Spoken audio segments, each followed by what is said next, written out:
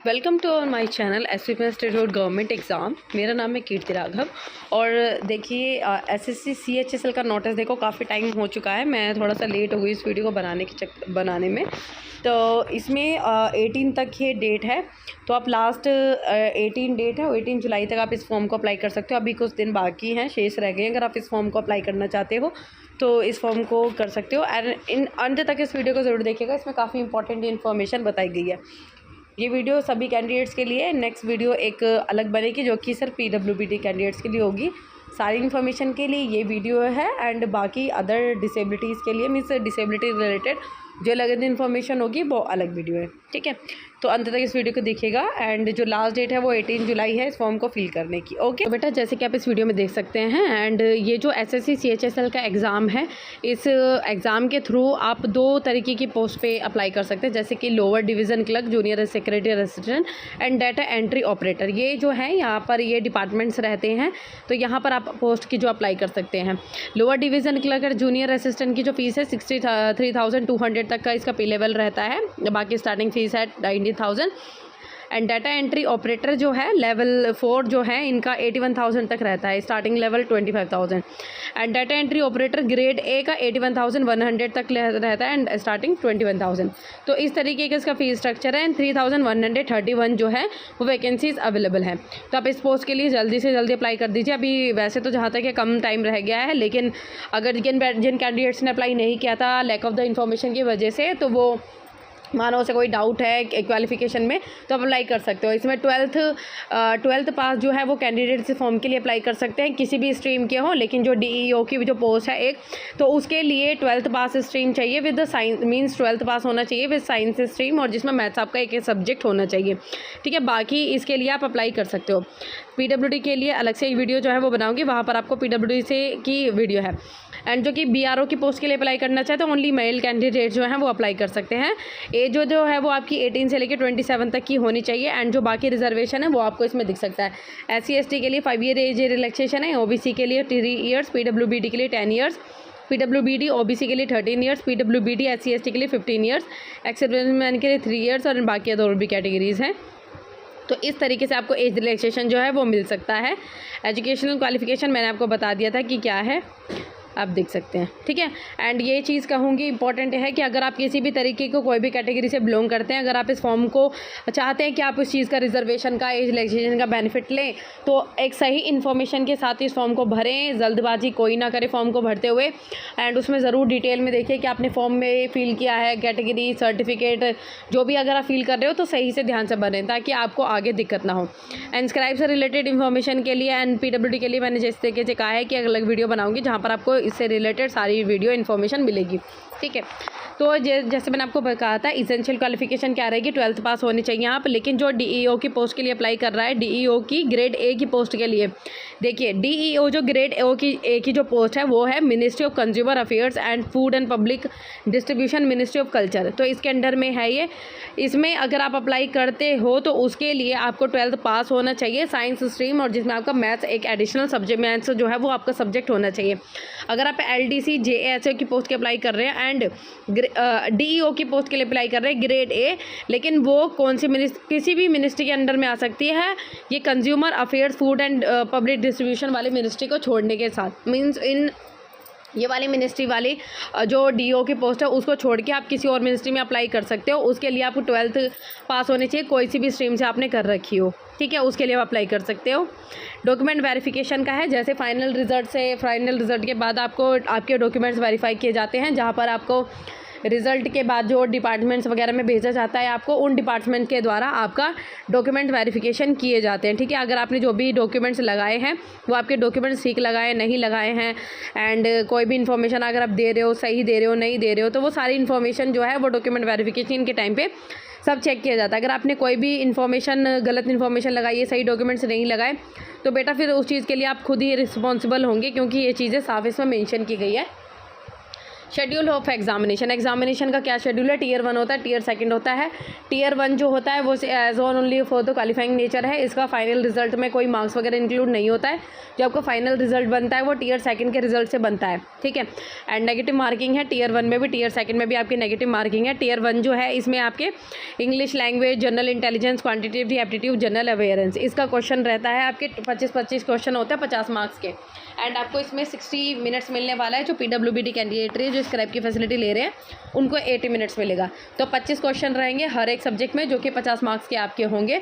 English रहेगा, general intelligence, aptitude, general awareness. मैं आपको एक चीज़ सजेस्ट करती हूँ बेटा, जो भी सिलेबस अगर आपको इस ब्रोशर में जो सिलेबस दिया जाता है आप उसी सिलेबस के अकॉर्डिंग तैयारी करें। अगर आपको कहीं से एक्स्ट्रा इन्फॉर्मेशन मिलती है कि ये सिलेबस है, इतना कर सकते हैं, इतना नहीं कर सकते हैं, कहीं से भी कोई इन्फॉर्मेशन मिलती है तो बेटा वो एक्स्ट्रा चीज़ें आपको पढ़ने की कोई ज़रूरत नहीं है। जो भी सिलेबस में मेंशन है, जो भी चीज़ें सिर्फ सिलेबस में मेंशन है ना, देखो आपको किस चीज़ के अकॉर्डिंग चलना है, सिलेबस के अकॉर्डिंग। अब जब तक हमने 12th की, जब तक कैंडिडेट्स ने 12th की, आपने सब चीज़ें किसके अकॉर्डिंग की? सिलेबस के अकॉर्डिंग। लेकिन अगर हम किसी वीडियो को देखते हैं, भाई कोई इन्फॉर्मेशन दे रहा है, उसको लगता है कि भाई ये इंपॉर्टेंट है, ये आ सकता है, ये आ सकता है, छोड़िए। आप ये देखिए कि ये चीज़ आपके सिलेबस में आती है नहीं आती है, ठीक है। सिलेबस के अकॉर्डिंग आपको तैयारी करनी है, सारे डिटेल्ड। हम ना क्या करते हैं कि हम इधर उधर भटकते हैं, गवर्नमेंट एग्जाम की तैयारी कहाँ से करनी है। लेकिन अगर हम सिलेबस पे ध्यान दें कि सिलेबस से अगर हमें दिया हुआ, अगर हम उसी चीज़ की तैयारी करें तो हम एग्ज़ाम निकाल सकते हैं, ठीक है। तो syllabus is the most important, syllabus ज़्यादा इंपॉर्टेंट है। एंड 12th के बेसिस पे ये एग्ज़ाम रहेगा। ऑब्जेक्टिव टाइप के क्वेश्चंस रहेंगे। 0.50 नेगेटिव मार्किंग रहेगी, मतलब हाफ मार्क्स आपका डिडक्ट होगा हर एक गलत आंसर पे। एंड सेकंड टर्म ऑफ जो टीयर 2 है उसका क्या पैटर्न है आप देख सकते हैं। इसमें सेशन 1 होता है, सेशन 2 होता है। सेशन 1 जो होता है 2 घंटे 15 मिनट का होता है, 2 hours 15 मिनट्स का रहेगा। इसमें आपके 3 सेक्शन होंगे। सेक्शन 1 में आपका मैथ्स एंड रीजनिंग, सेक्शन 2 में जनरल अवेयरेंस एंड इंग्लिश का, एंड सेक्शन 3 जो होगा वो कंप्यूटर टेस्ट नॉलेज, जो कि सिर्फ 15 मिनट्स का होगा। जो पहले हैं ये आपके 1-1 घंटे के रहेंगे। 20-20 मिनट का एक्स्ट्रा टाइम उन्हें दिया जाएगा जो PWD कैंडिडेट है। मैथ्स, रीजनिंग वगैरह में जो भी क्वेश्चन आएंगे आपके, सारा सिलेबस नीचे है, आप इस सिलेबस के अकॉर्डिंग अपनी तैयारी कीजिएगा, ठीक है। 180 मार्क्स आपका जो टोटल रिजल्ट बनता है ना बेटा, ये सेशन 1 में से आपका ये टोटल रिजल्ट जो है वो बनने वाला है आपका, ठीक है। एंड जो आपका सेशन 2 है ये भी क्वालिफाइंग नेचर का होता है, जो कि आपका skill test and typing test होता है। ये भी सभी कैंडिडेट्स का होता है। लेकिन जो पार्ट ए है, जो skill test and for DO and department of ministry, जो कि मैंने आपको कंज्यूमर वाली जो मिनिस्ट्री बताई थी, उन कैंडिडेट्स के लिए पार्ट ए है, उनको ये पार्ट ए देना है। इसमें आपके DO रहेगा। मैं आपको बता देती हूँ इसमें डिफ्रेंशिएट क्या है। आपकी वर्ड्स का, टाइपिंग स्पीड का ये डिफ्रेंशिएट देख सकते हैं। इसमें ये डिफ्रेंशिएट है, वो अभी आपको बताऊंगी। इसमें 15 मिनट्स मिलेगा इस टेस्ट को देने के लिए, 20 मिनट्स मिलेंगे उसको, जो कि PWD कैंडिडेट है, स्क्रैप की फैसिलिटी ले रहे हैं। एंड DEO इसमें पार्ट बी है, जो DEO की पोस्ट के लिए अप्लाई कर रहा है, जो कि कंज्यूमर वाली मिनिस्ट्री जो है मैंने आपको ऊपर बताई थी उससे अलग मिनिस्ट्री है, लेकिन वो DO की पोस्ट के लिए अप्लाई कर रहा है, उसको पार्ट बी देना है। उनका ये रहेगा। पार्ट सी उन कैंडिडेट्स के लिए जो कि LDC और JSO की पोस्ट के लिए अप्लाई कर रहे हैं, उनको 10 मिनट्स मिलेंगे एंड 15 मिनट्स उनको मिलेंगे जो कि PWD कैंडिडेट है, ठीक है। ये सिलेबस आप देख सकते हैं, ये सारा सिलेबस है इसका। अब ये देखिए कंप्यूटर बेस्ड एग्जामिनेशन है, उसको 15 मिनट्स मिलेंगे उसको। एंड आफ्टर द क्लेशरम, ये सब चीज़ें मैंने आपको बता दी है। एंड क्वालिफाइंग 1 जो मीन्स मैंडेटरी है। क्वालिफाइंग 2 जो टीयर 2 है वो सभी कैंडिडेट्स के लिए है कि उसको क्वालिफाइंग करें। इसमें नेगेटिव मार्किंग है, 1 नेगेटिव मार्किंग रहेगी इसमें आपकी, ठीक है। अब ये देखिए skill for data entry operator, जैसे मैंने आपको बताया था पार्ट ए है, जो कि आपकी मिनिस्ट्री, जो कि कंज्यूमर वाली मिनिस्ट्री है, उन कैंडिडेट्स के लिए। अब इसमें देखिए स्पीड क्या है, डिफरेंशिएट क्या है। 15,000 की डिप्रेशन होनी चाहिए पर आवर में आपके 15,000 की डिप्रेशन होने चाहिए, ठीक है। And duration of the 15 minutes आपको दिया जाएगा। तो इंग्लिश कंटेनिंग अबाउट 3,700 से लेके 4,000 की डिप्रेशंस रहेंगे आपके। पार्ट बी में क्या है, आपकी जो स्पीड है वो 8,000 पर आवर होनी चाहिए एंड 15 मिनट्स में आपके 2,000 से लेके 200 तक आपकी की डिप्रेशन रहेंगे। एंड 5 मिनट्स कंपल्सरी टाइम उनको मिलेगा, जो कि आपके PWBD कैंडिडेट्स हैं। एंड टाइपिंग सी जो है इसमें 8,000 मीन्स इसमें क्या है, हाँ टाइपिंग टेस्ट रहेगा, हिंदी इंग्लिश में आपका रहेगा, किसी भी लैंग्वेज में। Opt for medium of testing, आप कोई भी मीडियम से एग्जाम दे सकते हैं। एंड इसमें क्या बताइए, टाइपिंग स्पीड ऑफ 35 वर्ड्स पर मिनट में आपके 35 वर्ड्स होने चाहिए, ठीक है। एंड की डिप्रेशंस रहेंगे इसके 9000 की डिप्रेशन 1 आवर। एंड जिस तरीके से मैं इसमें आपको दिखा रहा होगा का 15 मिनट्स हैं, तो उस तरीके से आप एग्ज़ाम दे सकते हैं। अब ये देखिए पैसेज डिक्टेटर उनको मिलेगा जो कि विजुअल हैंडीकैप कैंडिडेट हैं, तो वो जैसे कि तो पैसेज डिक्टेटर उन कैंडिडेट्स के लिए जो कि PWBD कैंडिडेट्स हैं वो उस चीज़ की फैसिलिटी ले सकते हैं। PWBD कैंडिडेट्स के लिए अलग इन्फॉर्मेशन अलग वीडियो बनाऊंगी जिसमें उनको सारी जानकारी मिलेगी। देखिए सारी जानकारी यहाँ से लीजिएगा, बाकी जो अलग इन्फॉर्मेशन मिलेगी वो आप उस वीडियो से देख सकते हैं PWBD कैंडिडेट्स। एंड ये देखिए सिलेबस, देखिए सारा सिलेबस आपको यहाँ पे सब चीज़ें मेंशन की गई है, सारी चीज़ें क्या आ रहा है क्या नहीं आ रहा है, ठीक है। आप चैनल से तैयारी कीजिए, सभी चैनल्स जो हैं वो अच्छी इन्फॉर्मेशन देते हैं, चैनल से तैयारी कीजिए आप, लेकिन अपने सिलेबस के हिसाब से तैयारी कीजिए। Admission to the examination. अब ये देखिए physical and medical standard ascertain किया जाता है यूज़र डिपार्टमेंट के लिए। फाइनल रिजल्ट आपका हो जाता है, तो जैसे मैंने आपको बताया था कि डिपार्टमेंट के द्वारा का फिजिकल चेक वगैरह किया जाता है, डॉक्यूमेंट्स वेरिफिकेशन वगैरह सब उन्हीं के द्वारा होते हैं। SSC की रिस्पॉन्सिबिलिटी होती है कि वो एग्ज़ाम वगैरह कराएं, लेकिन बाकी जो रिस्पॉन्सिबिलिटी होती है फिर वो डिपार्टमेंट्स के ऊपर डाल देते हैं, ठीक है। वो डॉक्यूमेंट्स वेरिफिकेशन कराते हैं। Conducted by the user department ministry after declaration final result के बाद डिपार्टमेंट मिनिस्ट्रीज़ के रिस्पॉन्सिबल में हो जाते हैं आप लोग, जो फिर आपकी डिसेबिलिटीज़ या फिर जो भी हैं आपके डॉक्यूमेंट्स को चेक करते हैं। अभी देखिए candidate who do not submit there post preference on the website of the commission. Result से पहले, रिजल्ट से कुछ समय पहले आपका पोस्ट प्रेफरेंसेस का फॉर्म होता है, उसको आपको उसमें पोस्ट प्रेफरेंसेस जो है वो भरनी होगी। अगर कैंडिडेट नहीं सबमिट करता है पोस्ट प्रेफरेंसेस का तो उसे कोई भी पोस्ट नहीं मिलती है। Not be considered for any post in the final result.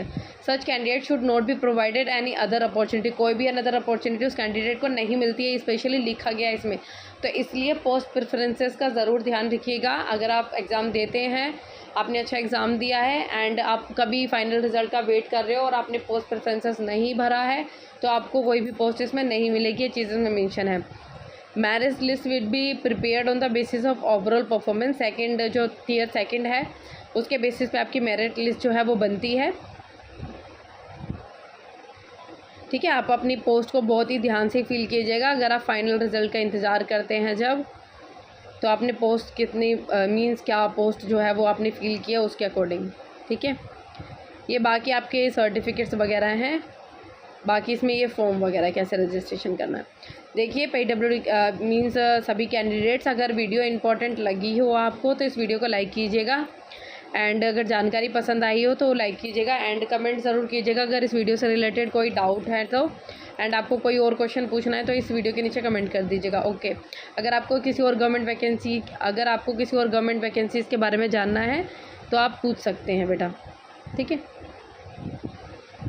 किसी और गवर्नमेंट वैकेंसी के बारे में आपको जानना है तो आप वो क्वेश्चन पूछ सकते हैं, कमेंट सेक्शन आपके लिए ओपन है। अगर आपने चैनल सब्सक्राइब नहीं किया है तो हमारे चैनल को सब्सक्राइब कीजिए एंड हमें सपोर्ट कीजिए, आगे हमें मोटिवेशन मिलेगा आपके सपोर्ट से ही।